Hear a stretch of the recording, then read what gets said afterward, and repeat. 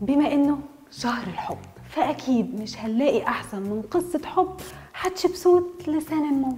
ومين سان الموت ده يا جماعه؟ مش كانت متجوزه اخوها باين؟ حتشبسوت رغم انها ملكه وشخصيتها قويه كانت عامله نفسها راجل عشان ما حدش يستقل بيها، لدرجه انها كانت بتلبس ده، الا انها انسان عادي وعندها مشاعر. مش عيب والله. وقعت في حب واحد من العامه اللي هو سان الموت. سان الموت كان انسان عادي بياكل وبيشرب ويروح يشتغل في المعبد، لحد ما قابل حتشبسوت ووقع في حبها. في الوقت اللي بتقرر فيه حتشبسوت انها تتجوز اخوها تحتمس التاني علشان تحافظ على العرش وبتخلف منه بنتين، فتجيب حتشبسوت سان الموت عشان هو اللي يربي بنتها وياخد باله منها. ده غير بقى انه كان شاطر جدا في الاداره والهندسه، ومن حبه في حتشبسوت عمل لها معبد في الدير البحري، وهي كمان كانت بتحبه لدرجه انها ادت له 80 لقب. وده كان صعب ان حد من العامه عادي ياخد كل الالقاب دي مره واحده، وطبيعي ابتدى اللي حواليهم ياخدوا بالهم.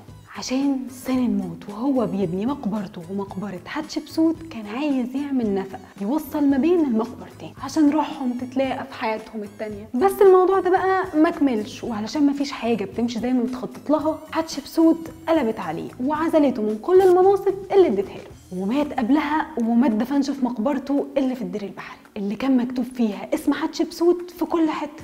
بس للأسف شالوا اسمه من على الجدران. وبعدها حتشبسوت ماتت واتدفنت في وادي الملوك، وانتهت القصة اللي مليانة حاجات كتير مستخبية محدش عارف عنها حاجة. بجد مفيش قصة حب أحلى من قصة حب رمضان حريقة وزينب. كان معاكم من أوضة عادي.